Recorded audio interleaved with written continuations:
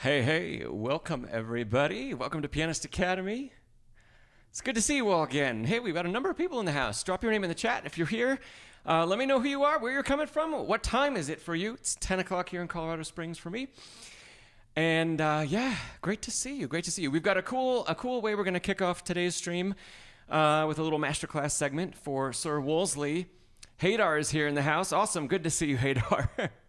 Bernadette. In Houston. Awesome. And Haydar in Iraq. Very cool. I love that we have people from all over the world join us here. It's 8 p.m. in Iraq. Very nice. After work. And Ser Woolsley's here. All right, everybody. So first off, I just want to say sorry for not having 2 live streams in January. Things kind of got thrown into the wind a little bit, and it was a little crazy.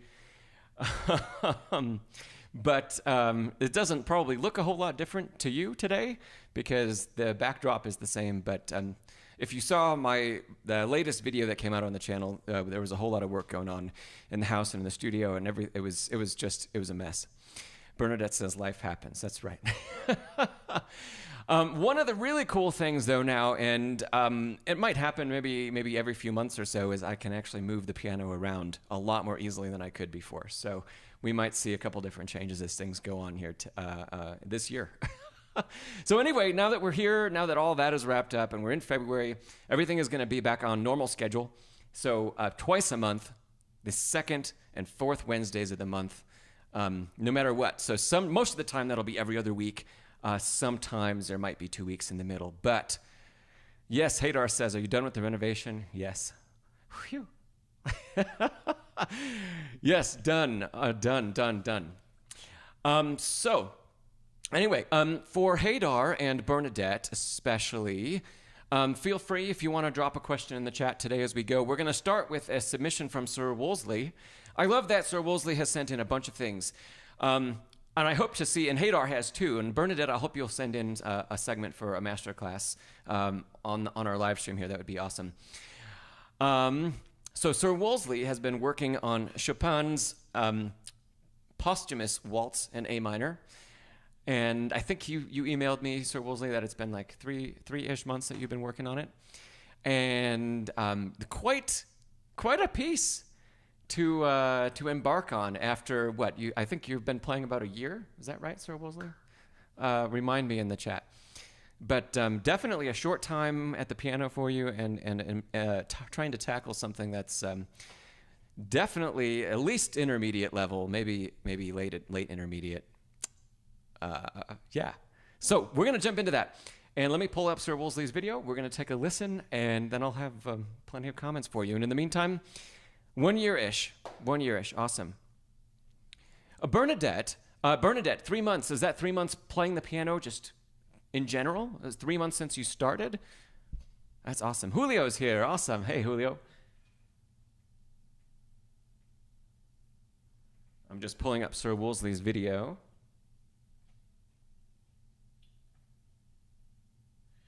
All right. Bernadette says, yep, I'm brand spanking new. That's awesome.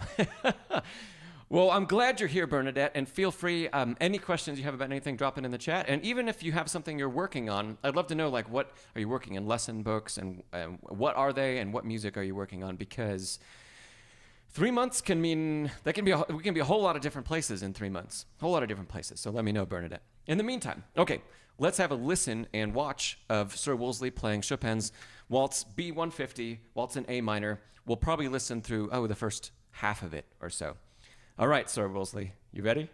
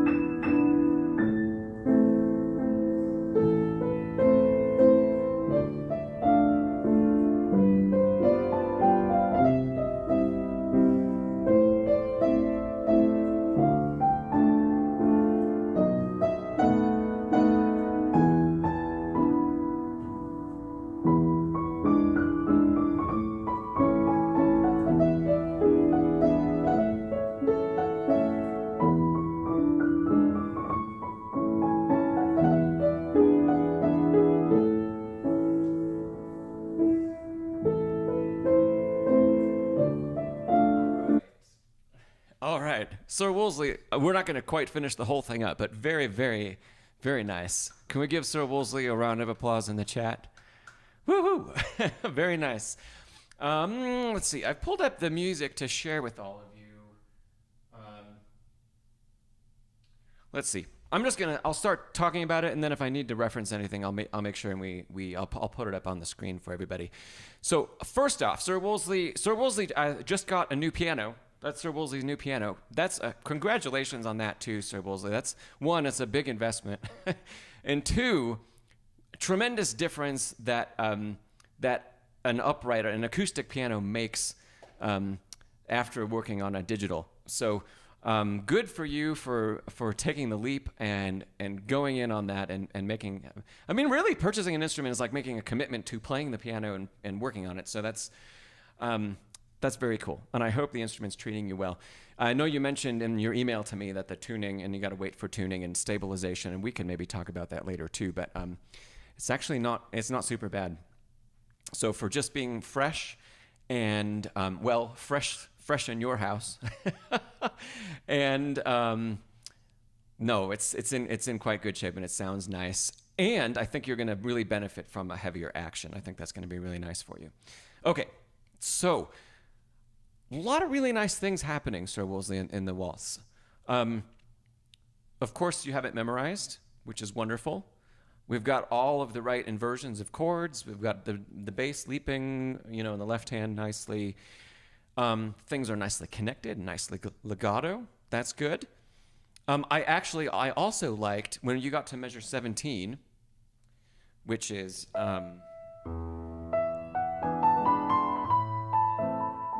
right, that spot. When we got to measure 17, I liked that you picked up the tempo a little bit, and I think Hadar even said, I felt there's some rubato going.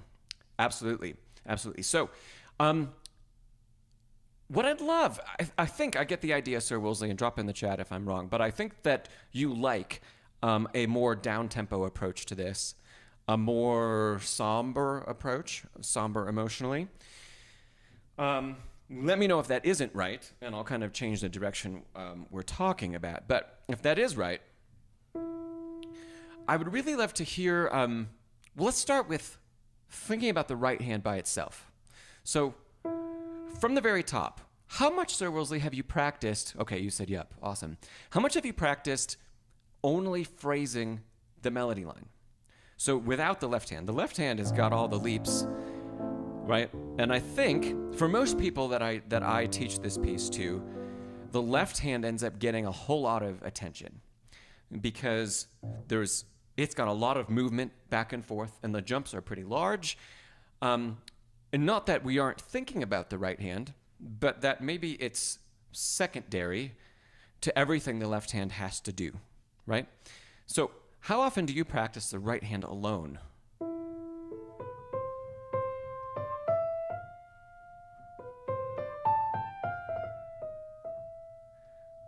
And make that melody as beautiful as you possibly can.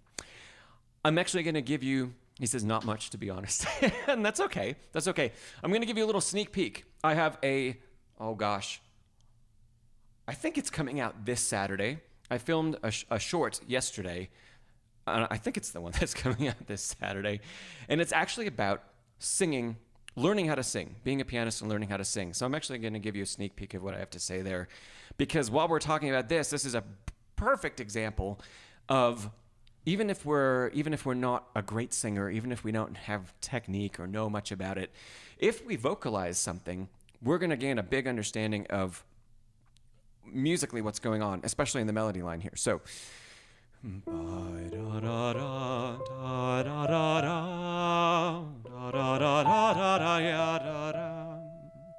and also feel free, and this is a singer thing coming out. Singers tend to gesture with their hands while they play, and the gesture usually follows breath and phrasing, right? And feel free to do some of these motions. So when you're alone, especially, I know singing can be, we always get nervous when we play in front of people, and singing can actually take that to another level and make us even more nervous if people are around, especially if we don't think we sound very good. So when no one's around and you're comfortable alone, dive into this and see while you play the right hand, can you sing with it? Da-da-dum, da-da-da-dum. See, one of the interesting things is that as soon as we start singing that, the F sharp that's at the end of the second full bar, let me put it up on the screen. The F sharp at the end of the second full measure here, when we play it on the piano, the tendency is actually to pull away from that note. But when we sing it, it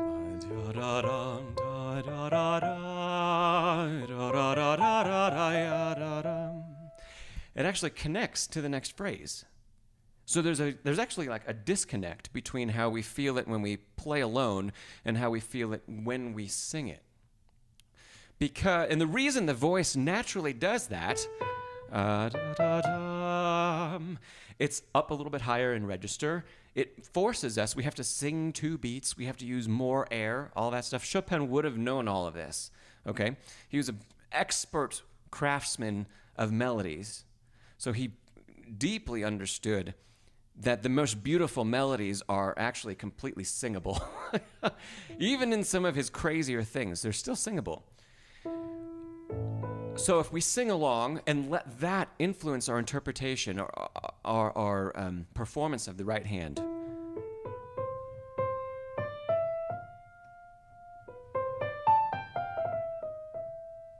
Even if the dynamic, we lose some dynamic when we have this ascent to the F, even though we're losing a little bit, if we feel that it's connected, the way we play the next phrase ends up totally different than before. So,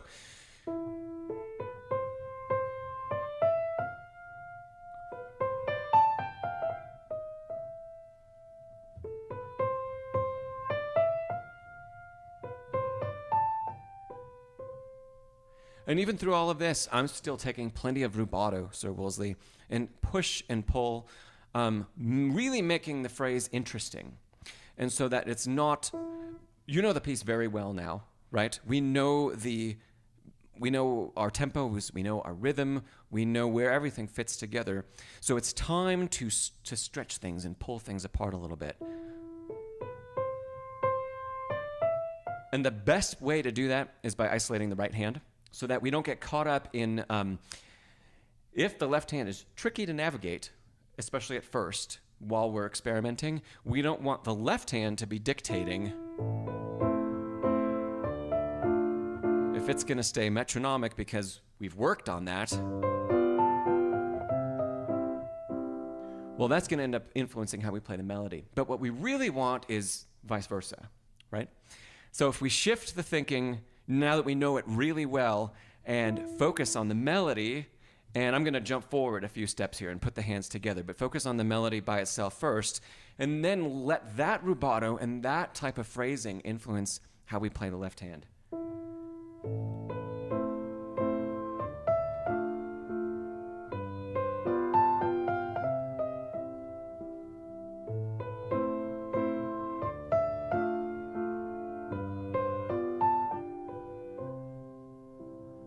So no longer is the left hand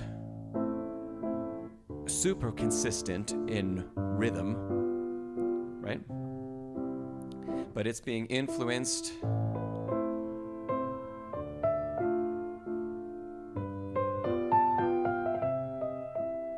and I'm still trying to keep this more somber and more introspective, like the interpretation that you like of it, right? So that's my first suggestion. And probably, we need to do that throughout the whole piece. But as soon as you start to feel that in the A section, that's going to translate very, very nicely and quickly into the rest of the piece as we're working on it. I wanted to give you, let's say, two other things. First, the more simple thing. When you were pedaling, I don't have a camera on my feet right now. Ser Woolsley, are you confused? Is that a confused face? Let me know.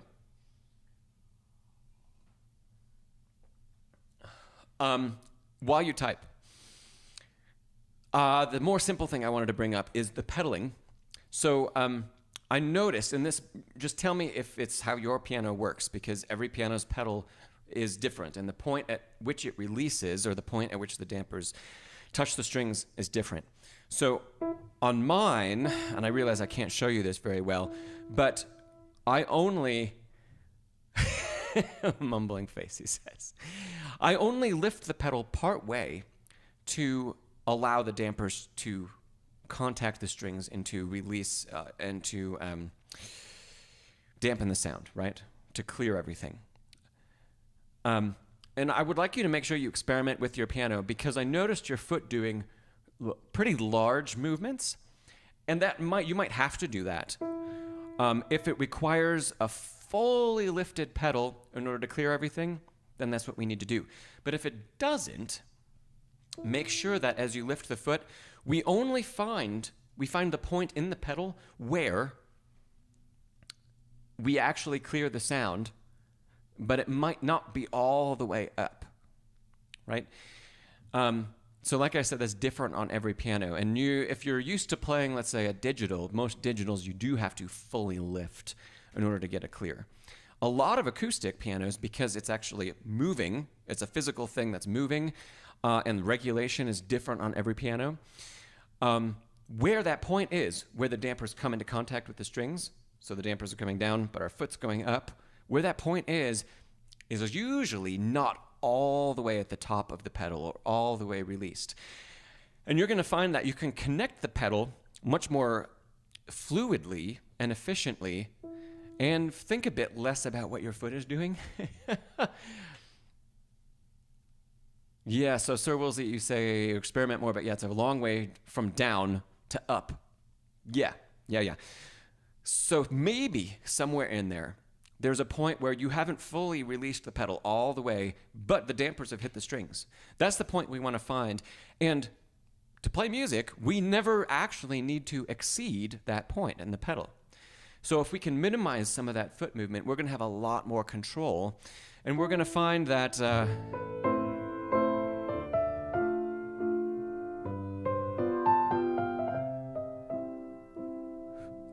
I wish I could show you, but my foot is basically doing little movements right around the point at which the dampers are connecting to the strings.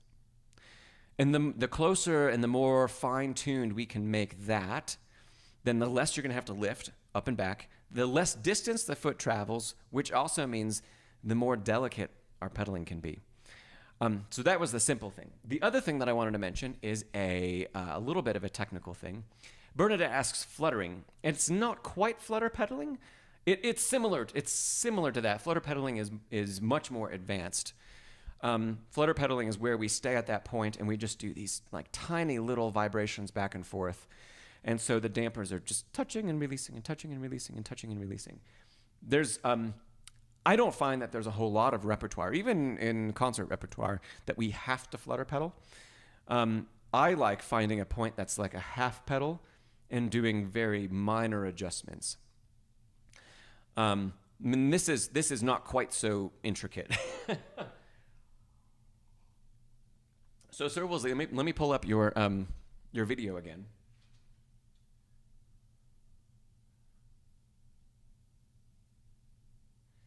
And so I've got I think a good shot here that's representing what I want to talk about.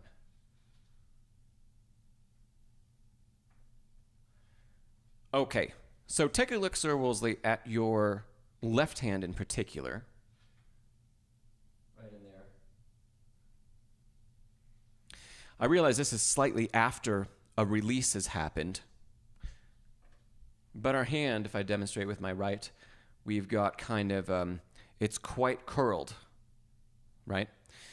To the point where I think it actually might be a little bit over curled. It seems to me like, especially with our fifth finger in the left hand, and sometimes I can't quite see the other fingers as you play chords in the left, but they might be playing more toward like the fingernail than toward the pad of the fingers.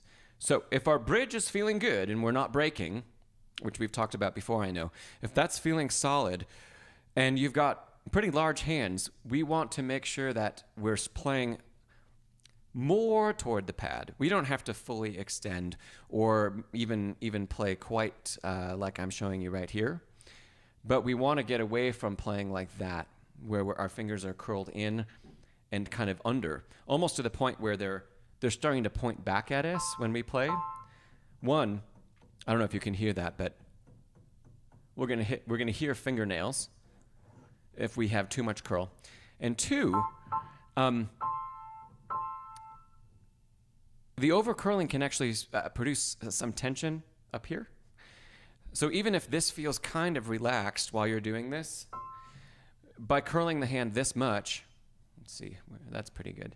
By curling the hand this much, we're actually pulling on the tendons. You can even kind of see them in the top of my hand. They're even though I'm doing this with the least tension possible, you can see them sticking out here. So Ser Woolsley, don't change the fingering. So we still want to use 5 and 5, 3, 1. But we just want to try to keep the hand a little bit more relaxed. So remind yourself, especially with the left hand because it's got most of these chords, but I'll show you with my right. Shake it out, let it come to a natural position. Let that be natural position, what I'm showing you here, or whatever. Yours will be close to that. We put that on the piano and we find we still have a nice bridge, right? But the fingers aren't over curled like this, because that can start to produce tension. In this piece, in the left hand in particular, nothing is challenging enough where that tension is going to cause a problem, and you're probably not over gripping where it's going to cause pain or something like that. But we do want to try to get rid of that so that when we do get more things, or if this is creeping in a little bit to the right hand, when we have the arpeggio later in the piece.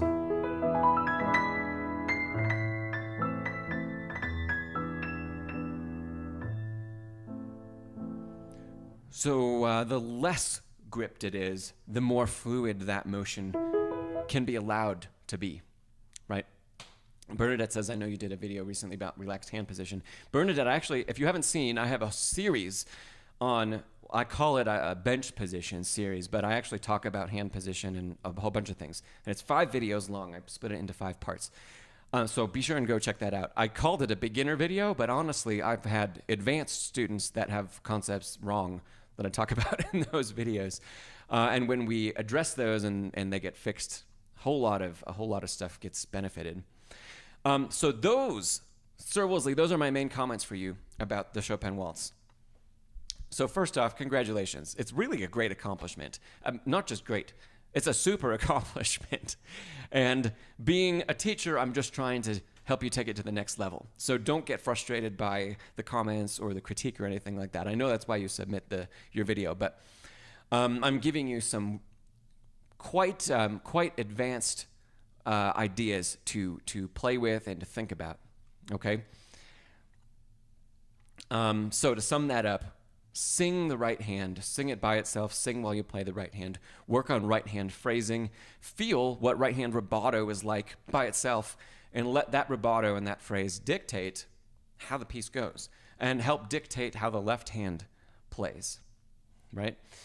2 is the pedaling, and 3, this hand position thing, if we can work a little bit on that. I know we've talked a bit about hand position in the past, Ser Woolsley. So it keeps getting better. It keeps getting better. Because I know I think there was something where we had a hyperextended 5 on one thing that we were playing. We've gone back and forth on things. So there's improvement there. We're just trying to, again, take it to the next step. So congratulations, Ser Woolsley. Really, really, really nicely done. If you feel like working on this for another couple of weeks and submitting again in 2 weeks or something like that, go for it. I might not spend 25 minutes talking about it, but I'll definitely tell you, are things good, progressing in the right direction, all that stuff. Hadar says, can you make a masterclass on the Chopin Prelude in B-flat minor? Sure. Let me write it down. I've got a whole list of masterclasses I'd like to film. So thank you again, Ser Woolsley, for the submission. Can we all give Ser Woolsley a round of applause? It's really an accomplishment. Ser Woolsley says, what number is it? Are you talking about the Chopin Prelude? just pulling up to make a little note. In the meantime, if you're new joining us, I see Internet Privacy Advocate is here. Welcome. He is absolutely right. The little waltz is not as easy as it might seem. It's hard to get it to flow. That is absolutely right. It's not an easy piece.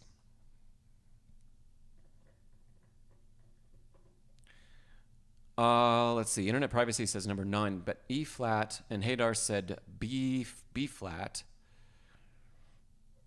I'll let you guys look that up while I make a quick little note about that. In the meantime, if you've got a question, drop it in the chat. Drop it in the chat. I know there's a handful of people here, so go ahead. Whatever you're working on, technique, rep, whatever it happens to be, go ahead and drop a question in the chat.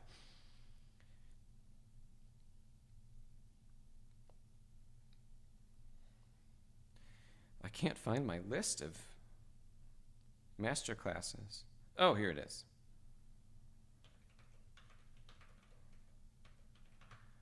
Prelude in B flat minor. Prelude, Internet Privacy Advocate, it was Prelude. Yeah. I'd love to do some of the nocturnes too. There's so much I want to do. Oh, Hadar says, sorry, it's a nocturne. Okay. B flat minor. Oh, thank you, Ser Woolsley, for the super. Thank you so much.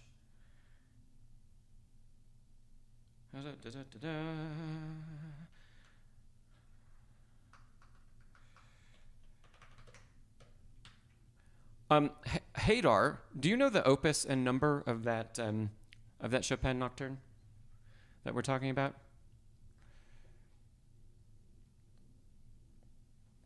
Bernadette says, you miscalculated your time playing. You've only been playing 2 months so far. Okay, you started December 6th. Yeah. Been learning via some online classes and apps, mostly chording, to easy versions of Let It Be and The Scientist. Cool. Oh, very nice, Bernadette. That's awesome. Feel free. We talk about a lot of classical music on this channel because people usually bring that up. But I love all kinds of music. So if you have questions about Let It Be and Coldplay or Mozart, I'm happy to answer. Any of them. Hadar says Opus 9, number 1. Okay. Yes. Very, very famous.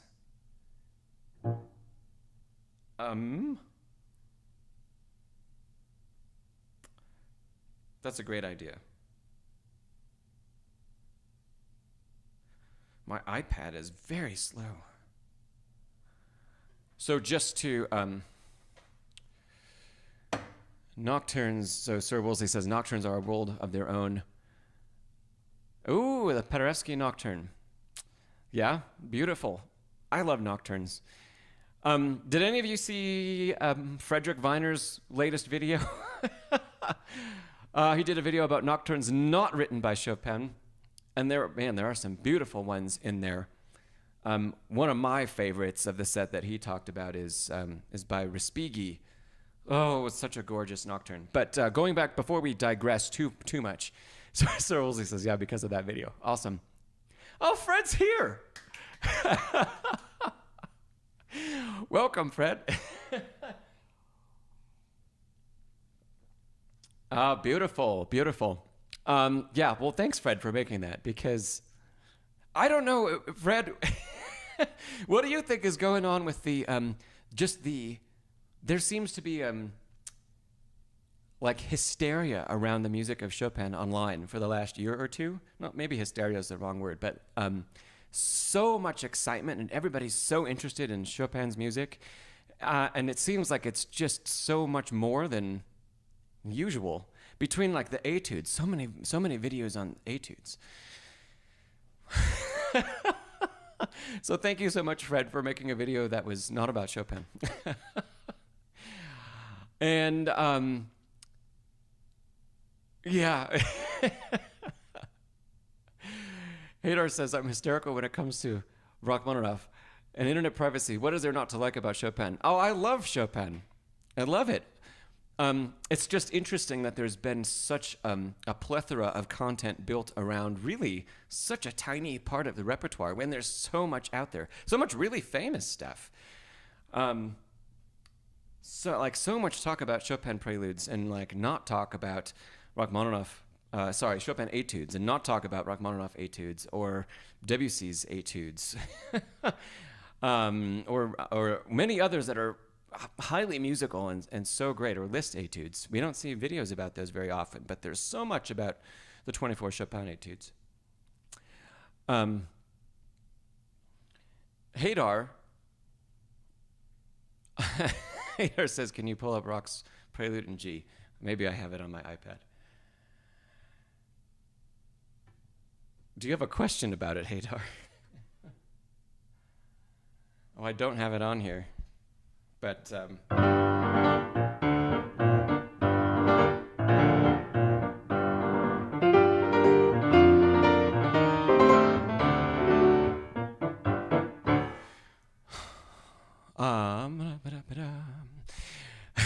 that's pretty much all I have from memory. The last time I played that was maybe 4 years ago. That's G minor that I'm playing, yes. Oh, you mean his Prelude in G major? I definitely don't think I've ever played that one. I don't know if I can get to my score. It's close by, but I'm kind of trapped in here with all my stuff.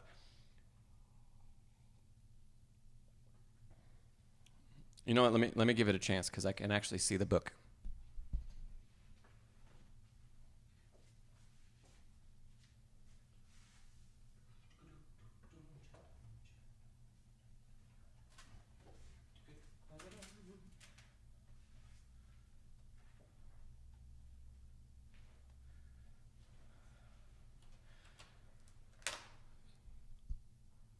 How to do the melody in the right hand, Hadar says. Internet Privacy Advocate says, I like to look for music an audience would enjoy. Yeah, I like that too. Definitely.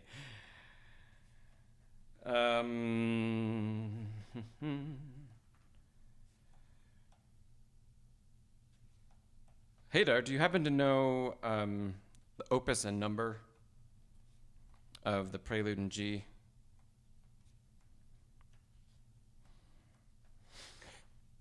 I'm looking through every one of them.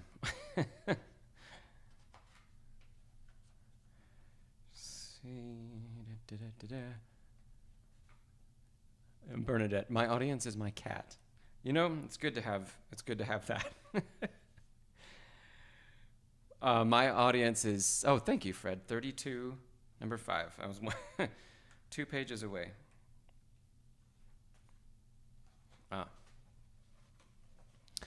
Cats really like piano music. That's good. My dogs, they don't really seem to care. I mean, I guess that's better than them singing along when I've got to make a recording or something. Have you guys seen any of those Instagram reels of dogs singing along? They're hilarious. All right. Quintuplets. Yes. Well, let's do a bit of sight reading.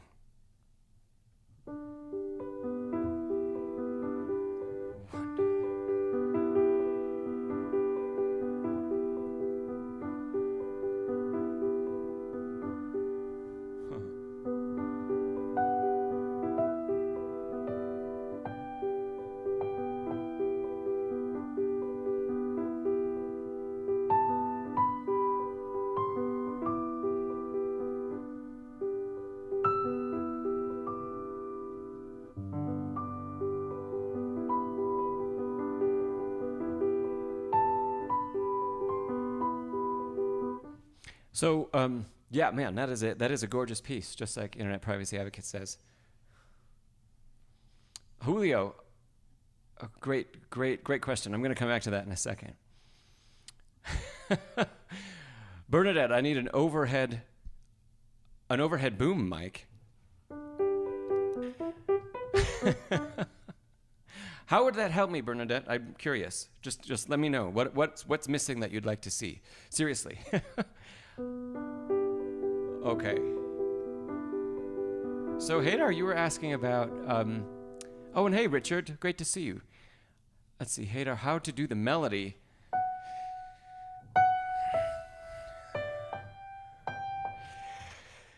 Gosh, the easy answer, Hadar, is it has to be done by feel, or the simple answer, it has to be done by feel. Where we're feeling the large overarching beat of the quintuplets.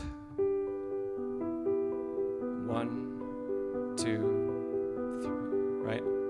So here's 1, 2, 3.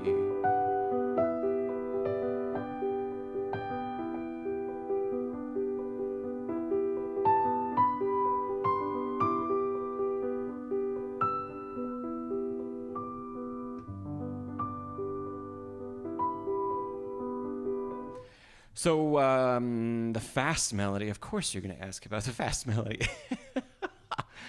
Let's see.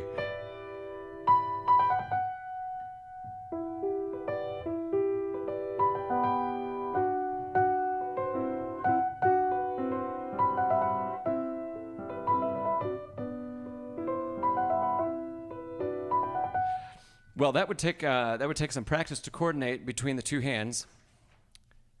Definitely. As far as simply executing it,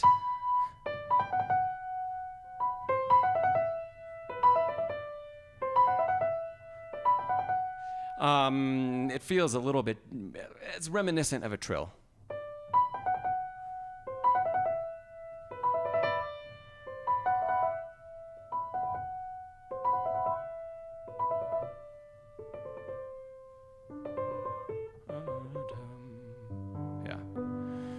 I don't think I attempted already to try to play those two hands together, but I'm not going to attempt that again. But I could give you, I guess, a little bit of the underlying harmony.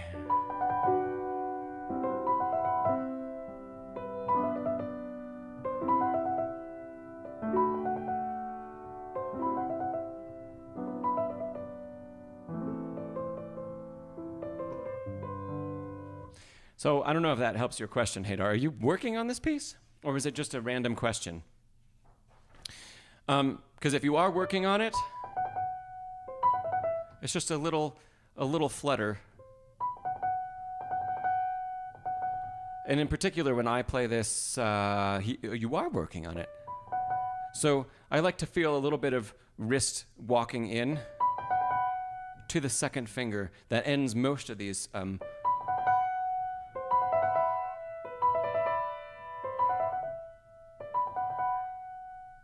The connection between the two hands, Hadar, line up.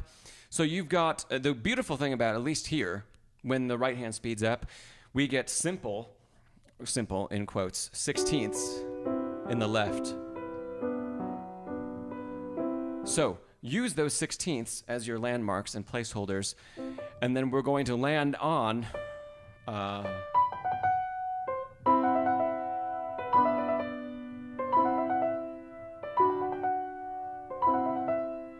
right? So that's really how we're going to connect those two things. The groups of 30 seconds that the right hand has, the high note always lands with a subdivision of those 16ths. So I would really get those two things locked together.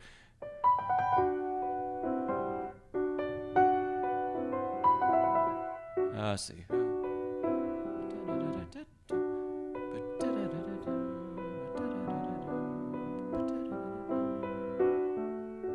That's where I would start. And then as you try to coordinate the left hand with the right hand, do less counting, precision counting of where that 32nd falls that leads us to the upper note. The best interpretations, there's a bountiful rubato through this. It's not Mozart, so it's not going to be precise like that. So feel it, we're almost going to feel it like it's just leading to that strong subdivision, the strong part of the beat. Yeah, and even if you need to take a little bit of a break,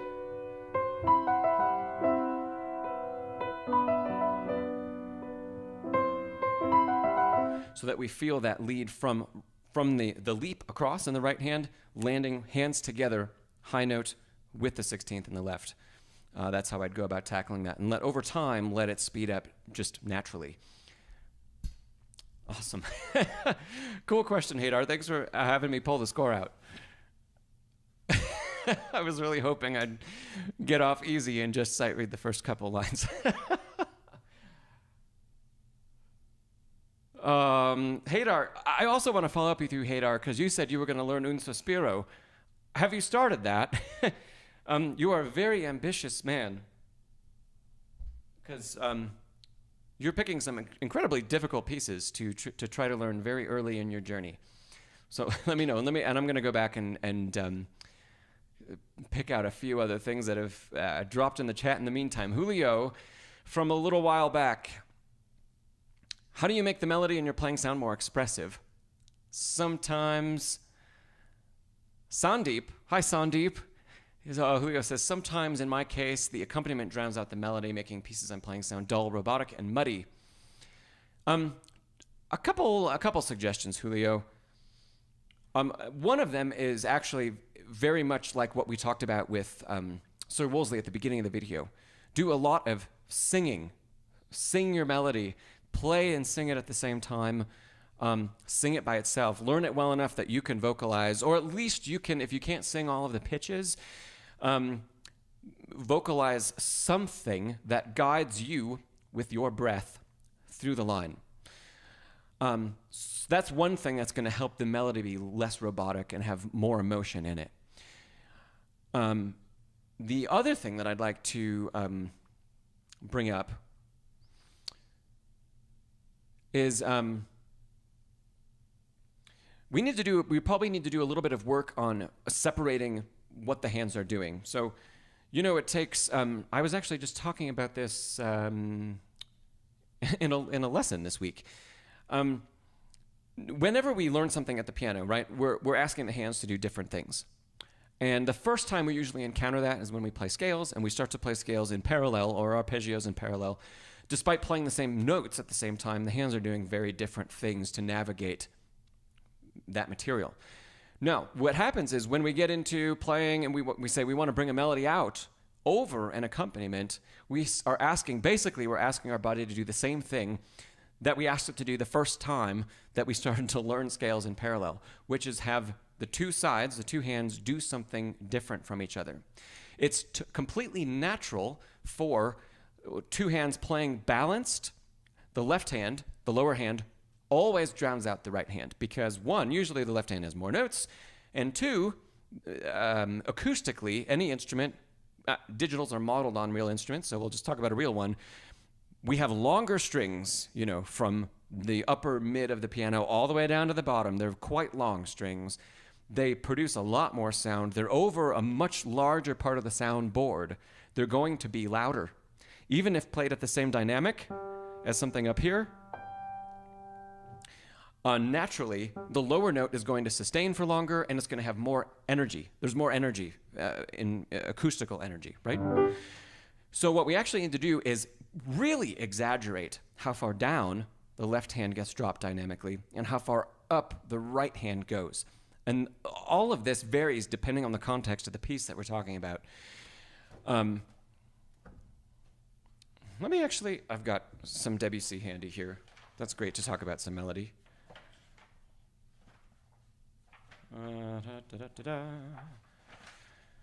We'll play something very famous. Then I need to go back and see what Bernadette said. Okay, so here we are. You know this.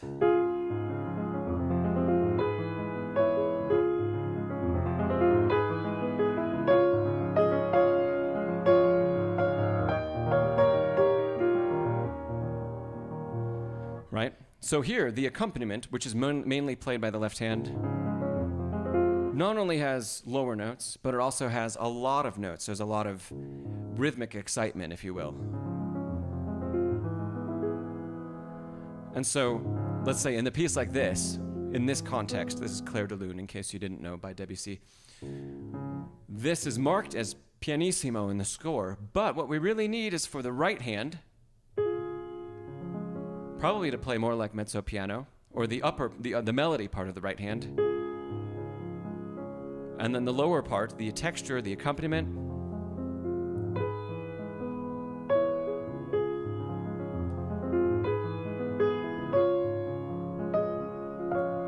So the dynamic marking first pertains to the overall feel, not to what the two hands are doing. Maybe you already know that, Julio. But for those of you that don't know, dynamic marking, that's usually what it's intended as. Unless you see multiples in the score, dynamic marking means the overall intention, not exactly what the hands are playing. The second bit of advice I can give you, if we have things to do in the right hand, let's say the right hand has multiple jobs. It has to play melody, and it also has to do something else, which could be, in this case, having some of the accompaniment figure, right?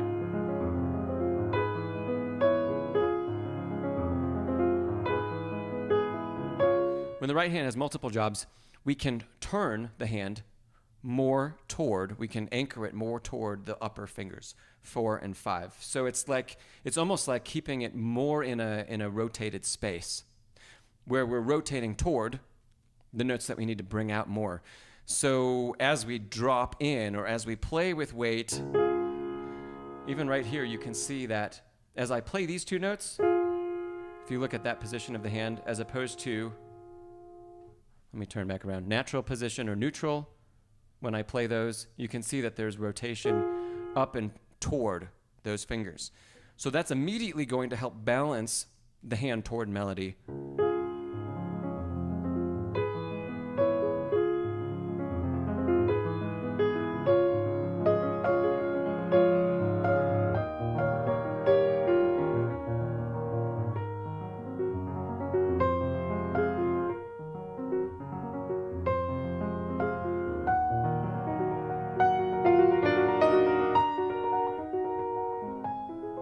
Yeah, I just couldn't resist playing a couple of those measures.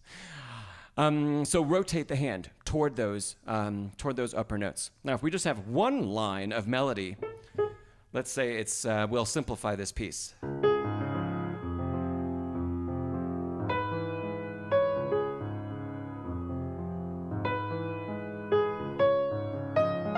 What you can actually start doing is separate the time at which where the hands are coming together, or separate the notes ever so slightly, so that we're creating two actions in our mind. Internet Privacy Advocate says getting better. Yes. This is pretty much a cold read. I glanced at it maybe 2 days ago to refresh it after a couple years off. So if we simplify this, we can say, I'm going to play the note that I want to play out slightly before, in practice only.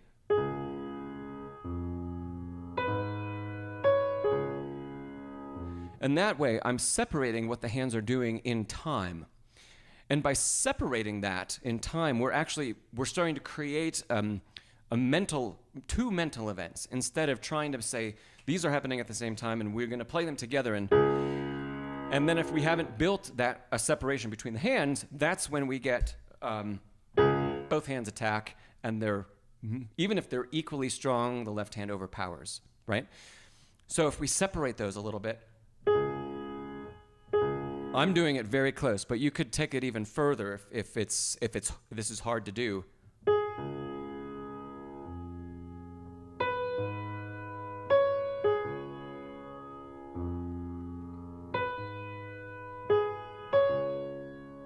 Yeah. So you see what I'm doing there. There's a little bit of time. I play the note I want stronger first, and then lightly play the second note. And I could take this further and say, let's play actually everything that's in this measure in particular. So there's all of the accompaniment texture I play at one time. And then, here we have to do it in one hand.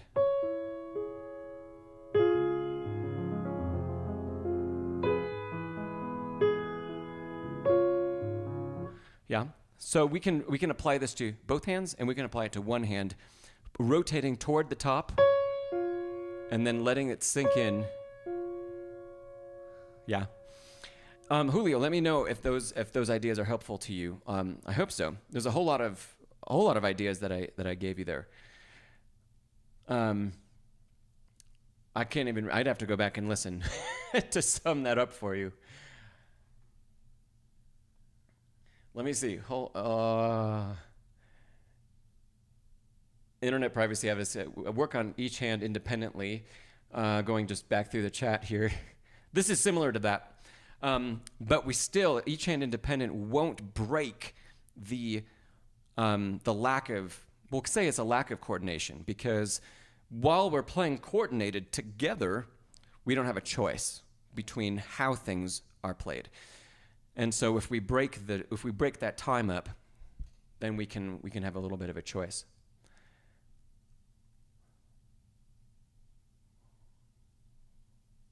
Let's see here. Richard has a question about advice on improving sight reading in short periods of time. Let me just make sure that I'm going to come to that question super soon, Richard. Oh, yeah, okay. Bernadette says, that's what I was looking for. It'd be out of the way when you play. Yeah. The trouble, Bernadette was asking about an overhead mic for my talking. And the trouble with that is that it would have to be as far away as the mics or the piano are, which would make me really echoey and just not sounding good. And normally, on my other videos, I wear a lavalier mic. That is incredibly hard to get it to sound good in a live setting. So if I can get some settings pre-programmed for that, I'll switch over to having this, just clipped here instead of the boom mic. But for now, no, it's a good point, Bernadette. It's a good point. Let me go back to Richard's question. Advice for improving sight reading in the shortest period of time.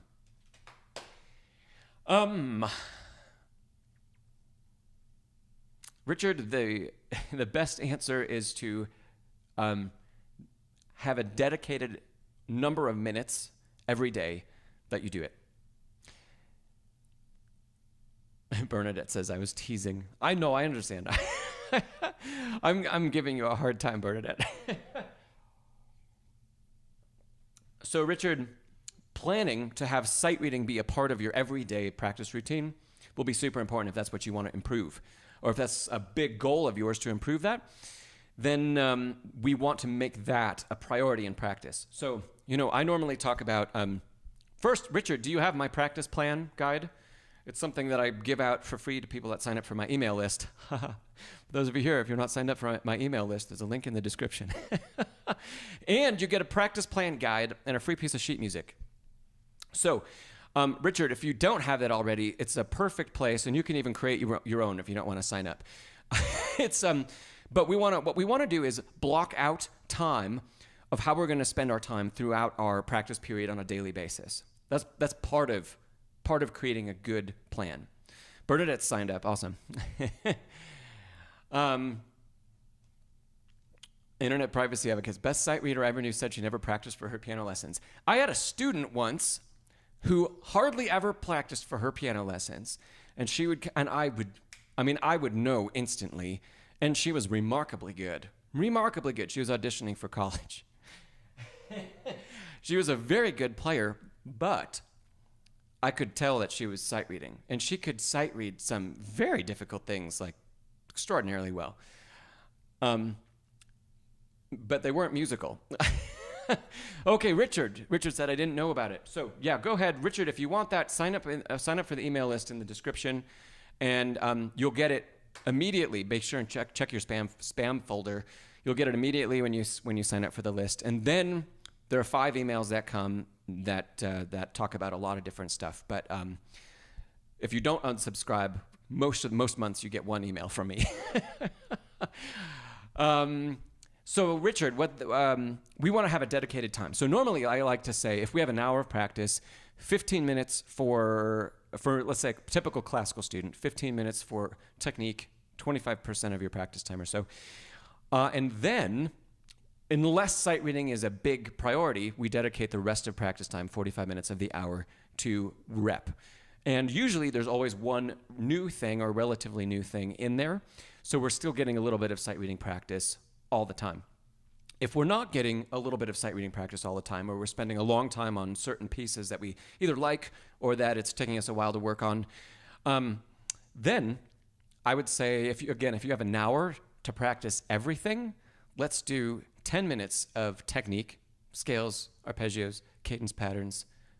If you have any etudes, you're working on short etudes, not like Chopin etudes, like Czerny etudes or something. And then let's take 10 to 15 minutes to practice sight reading. And what we want to do is make sure that pieces that we pick to sight read are significantly easier than what we are trying to work on, let's say the rep we're trying to work on. I think I have some on my iPad, and I can give you a link, at least a link to a name to look up, and maybe a link to download. So let's, if you're at, let's say, man, my iPad is slow. If you're at level 3, we want to really probably pick sight reading material that's like level 1, because we want to be able to actually get through it. I do have it. All right. I'm going to put this in the chat real quick.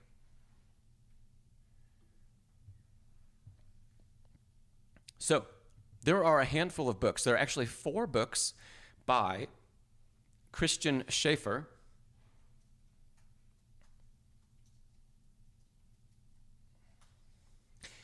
So Christian Schaeffer, Schaeffer has an umlaut. The A has an umlaut over it, just so you know.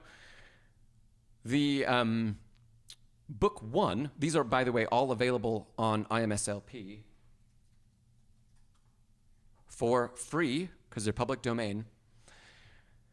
Book 1, Opus 45, has just some really great, very beginner studies for sight reading. And actually, the books, I didn't even tell you what they're called. They're called Sight Reading Exercises. And if you go through all of the books, they take you to a very highly advanced level of sight reading. But book 1, let's see, numbers 1 through 35 of book 1 are accessible. As they start to get toward the end, they get a little bit advanced for beginner level, but they're definitely accessible for beginners. And then as you go from there, we have another 100 or so sight reading exercises that will take you through intermediate and into advanced level. And they're all in these books by Schaeffer. Now, they're not the most enjoyable things to play, but the idea is that if we're sight reading, we are jumping in. We do a quick study. Actually, I'll give you a couple tips about sight reading. But the idea is always, right, that it's something new. It's something we have never seen before. As soon as we've played it once, we're not sight reading anymore. There's already been some development and some learning that's happened.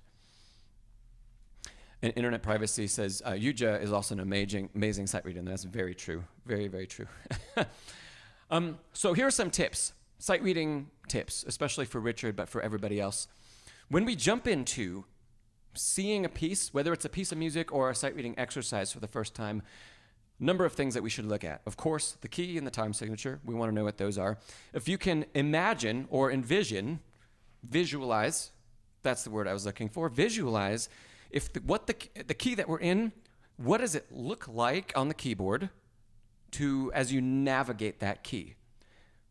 So this is kind of putting into practical context the knowledge of key and key signature, right? So for example, we know E major has 4 sharps. We know what those sharps are: F sharp, G sharp, C sharp, D sharp. But that knowledge by itself doesn't actually help us play until we also visualize, okay, if I'm looking at the keyboard, let me see if I can even kind of show you this. If we're looking at the keyboard, when I think about playing a piece in E, the keys kind of, they almost like light up. I know that my hand is going to be up and into the black keys. So I know that it's going to be in a different position than if I'm playing in E minor, where it's going to be down here. And I immediately see those are my 4 notes that are a part of the key signature. I know my hand is going to have to navigate those most of the time. And when it doesn't, I move back, right? So if we're in E, I immediately get I recall that knowledge that I have about playing in that key. I picked a bit of a more difficult key for a beginner just to show you sharps and things like that. But the same thing can apply to like G major, 1 sharp. We know exactly where that sharp is. We know what it feels like when we play the scale before we sight read. We know what it feels like when we play the scale and use the 4th finger on F sharp. We know what it feels like to come between 5 and 4 as we play those 2 notes. Let's say we even know how it feels to play in the right hand between thumb on G and 2 on 4, and what that rotation is. We're going to recall that information that we've built from playing other repertoire. Okay, so that's the first part of sight reading. This is before we've played anything. We see the key signature, and then we start to recall that information. Second, of course, we look at the time signature. Look at how the bars are divided up. The next thing that we really should do, this would be a lot easier. Maybe I should do a full video about this. We want to look at and start to identify, and you can even write in the score before you play as you're practicing this kind of stuff. Identify where scale type passages exist. Do we have notes that exist stepwise in order in the key, traveling from one note down to another note or one note up to another note? Where are those stepwise motions? Contrary to that, where are the skips? And do the skips navigate through chords that we know? Do they navigate through triads? Are the triads in root position? Are the triads in inversions? How do those chords feel to play? Can we visualize how they feel to play before we actually play them? So again, drawing on that experience, right? And then taking a specific time or what's the word I'm looking for?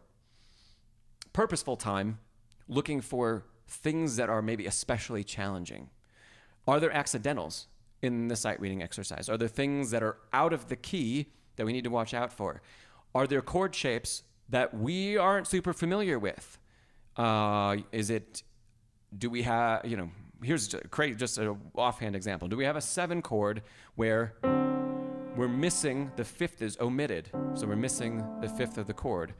Or does it look like that instead? So I hope you're seeing how, Richard, how I'm tying all this stuff together. We want to draw on our experience playing and how we know things feel that we've learned and that we've experienced, and then apply those feelings that we're visualizing before we even step into reading or taking action and actually playing a sight reading exercise or a piece of music.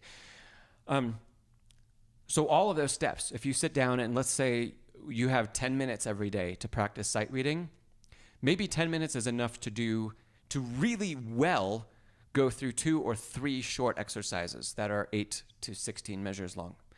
Because, again, we only want to give ourselves one opportunity to actually play it, and then don't play it again. We got that one shot. But as you lead up to that, we're going to take minutes of time mentally reviewing all these things that we just talked about. So same thing goes if you are here and you're taking, you're part of the ABRSM or RCM syllabus, and there are sight reading components. When I was younger, there were always, even in my undergrad, it wasn't at the piano anymore, but I had sight reading components that went with theory class, and I had to sight sing examples all over the place. But earlier in my life, studying for like elementary level or a little bit beyond piano exams, sight reading was always a component of the exam. So if you're studying for those things, you can apply all of the same principles that we just talked about in the exam. In the exam room, they're not going to rush you. They're going to give you your sight reading example. You have time to sit there and look at it and study it. And when you get very advanced, you can actually play it in your mind before you've ever played it on the piano. You can execute every movement your fingers would, not actually doing them on your lap or anything, but you can execute every movement in your mind before you've touched the piano and played. That's the ultimate ability of sight reading. And we were talking before, like Internet Privacy Advocate was talking about Yuja. She is probably an expert at that. She can probably look at a score and know how it feels to play. Probably better than or as good as the best in the world, maybe better than anybody else in the world. So Richard, I hope those tips give you some help. So I took you kind of through a beginner sight reading stuff. The examples in the Schaefer books are going to be great for you to work through. And just apply the knowledge that you already have before you sit down and sight read. But make sure you give that 10, 15 minutes a day. Longer if you've got more than an hour to practice every day. If you've got 2 hours, make it 20 minutes of sight reading time. Once in a while, when I was a teenager and I was studying at the local conservatory, my teacher, like random lessons, he would say, okay, he pulled out a 2-piano book. We're going to sight read Brahms for 2 pianos for the first 10 minutes of a lesson. And maybe it averaged once a month or once every 2 months, we'd have 10 minutes of lesson time on 2 pianos, sight reading music. And he would be doing it. Well, he'd be sight reading it too. Of course, he would do it far better than I would. But I would like to think now that we'd be comparable or close to it, maybe. Anyway, Ser Woolsley says, ultra instinct sight reading. Yeah, that's really what I'm going for. Yep. That's what we're trying to build, is that not relying on talent to make that instinct happen, but actually using knowledge and building through knowledge to know the skills that we're employing, skills that we've already learned. Oh, let's go. I'm going back through a couple chat items here. Going back to Julio's question, Julio says, I noticed that the melody becomes more audible if you rotate your right hand to voice the top note. That's great. Perfect. Bernadette, there are some apps you can get that quiz the notes on the staff for various clefs. That is great for note naming, and that's an important skill. Bernadette, when I teach sight reading, when I teach how to become a better sight reader, I try to have students throw out that knowledge. Of course, we need to know it. We need to know what notes everything is. So it's super important. And if you don't, and it's not instant, right? We need to know that. But then when it comes to sight reading, we don't have time to look and say, it's a D or an F or an F sharp or a G. We don't have time to think about all of that. We have to think differently. And how I equate it is that it's like reading language. When you see a word, we don't read every letter of the word and then put the whole, well, we do when we're learning, right? We read every letter and then we put the word together and then we can say the word and then we understand context and then we see the sentence or phrase or sentence. Reading music is much the same. When we can get away from seeing individual letters, just like in words, when we get away from seeing letters that build chords or that build scales, but we see the overarching principle, all of a sudden, the brain says, okay, I've got one thing to think about. That's really important. One thing instead of 7, if we're talking about a scale, there are 7 different notes, right? But we can sum all that up and say, here's one scale, and I'm just playing in this scale, and I know what that is, I know what it feels like. Yes, Bernadette says, start to see the patterns and not just the separate notes. Absolutely. And beyond that, we see the patterns, and then we know, again through experience, what those patterns feel like to play because we've experienced playing them. But we draw a conscious connection between those patterns on paper and those patterns in the hand. Absolutely. Ser Woolsley says, how's the first ballade coming along? Well, Ser Woolsley, like you probably know, I had to take like 2 weeks off of actually practicing. So it is, it's coming along, but it's not really in much of a better place than it was the last time we talked in January. I was very, very, very busy. I I'm sad, but I haven't gotten nearly as much practicing done in the last couple of weeks as I really like to. Whether away from the piano or at the piano, it's been rough. But it's coming along. Julio says, another way the melody becomes a bit more challenging is to express when the passage is played piano or pianissimo. Yeah, we have a lot less dynamic to work within. Yeah, that's absolutely true. Here's a comment. Is it Cashman? Did I get that right? Especially, I hope you're still here, Cashman. How to develop rhythmic skills for left hand. Rhythmic skills for left hand. I would love to know if we were talking about like improvising, or we're talking about playing pre-composed music, or gosh, there are a lot of different skills as far as left hand kind of figures. From relatively simple things like Alberti bass to things more Beethovenian. That's still like an Alberti bass reference, but it's more developed. Cashman, if you're still here, I would love to. Can you give me a little more information about that, and I'll see if I can talk about something related.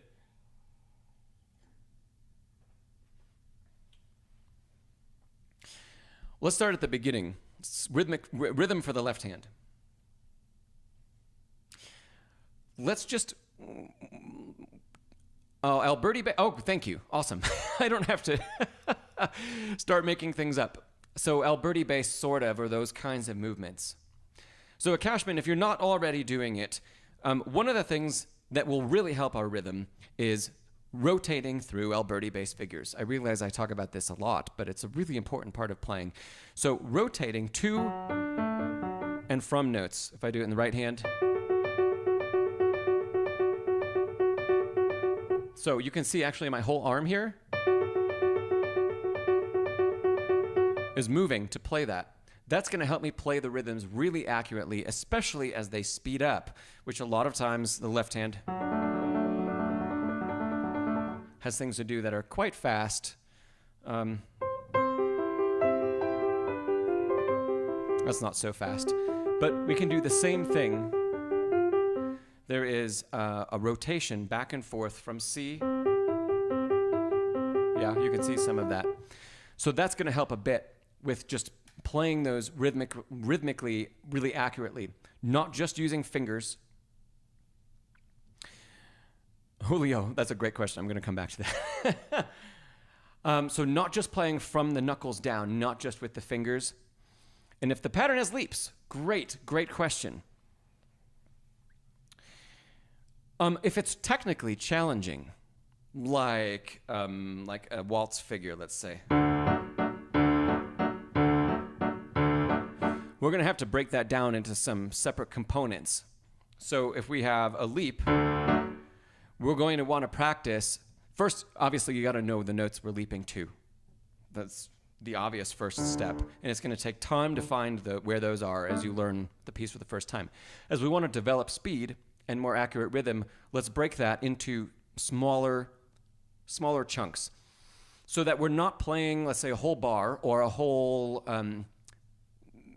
iteration of a rhythmic passage, like all three of those notes make one statement of that rhythm, right? Of a typical waltz rhythm. And usually it gets linked together. But we want to break that down into a smaller component. First, just the octave leap, the large leap. And man, there's a lot that goes into playing that tension free. There's a release and a springing motion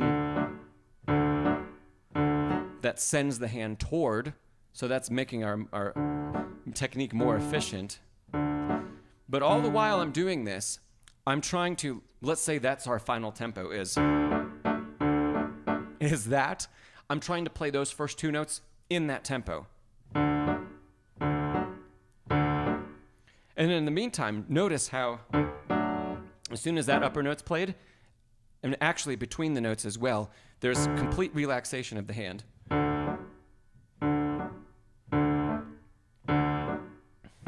Right? So we break it into that pattern, and then of course we can play a double, which is a lot easier to play. Awesome. Cashman, is that helpful enough? So I gave you a couple little things, but feel free if there's another component to that, just drop it in the chat.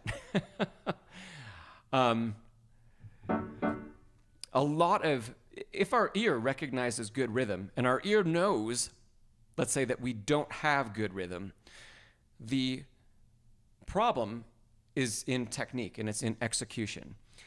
And most of the time, it's stemming from holding on to something too much. And what that thing is can be a whole variety of stuff. It could be the shape that the hand is in, not allowing us. It could be the arms being stuck together. It could be our position in relation to the keyboard. It could be a lack of leaning back and I mean, you get the idea. It really depends on the context. But in all of those cases, what we want to do is figure out what's causing the stiffness or the lack of mobility and make that part more efficient. And as soon as that gets more efficient, our ears are going to help tell us, is it rhythmic enough? Is it right? Because they already knew to tell us that it wasn't, right? Okay, cool. So Cashman says yes. Thank you so much. Thank you. Thank you. That was a great question. Okay, cool. One more for today from Julio. We'll answer this one and then we'll call it a day today. Julio asked, do all conductors know how to play all classical instruments? No, they don't. In fact, a lot of conductors, they specialize in one. Think about, for a long time, the conductors of the major symphonies were all pianists, or a great number of them were pianists, because the repertoire for piano is so expansive. We work with a lot of other instruments as accompanists. When we're playing solo material, composers write music for the piano that's very reminiscent of the way orchestral music is written, the way voicing is used, the way melodies speak in different registers. So pianists are usually already highly trained in how to think like a conductor, because we have to basically orchestrate a whole bunch of stuff as we play. And we're doing it with our hands instead of telling or helping other people, right, with how they interpret or keeping them together.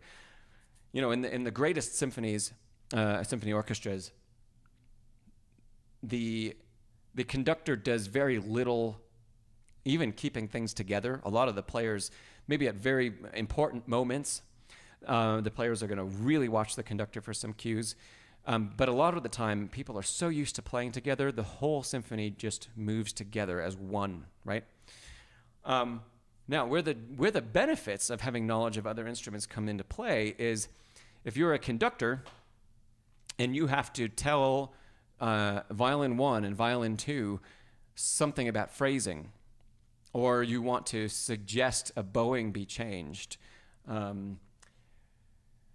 or you want to say, I want this to be played on this part of the bow or in this specific way. And most of the time, the conductor will have a meeting with the concertmaster beforehand, and a lot of that stuff will get worked out, so it doesn't happen in rehearsal. But if there's that like spark of inspiration that happens, you have to have a knowledge of how the instrument works, how the bow works, etc., where components are, how it affects sound. You have to have a knowledge of that in order to advise people in the middle of rehearsal about what's happening.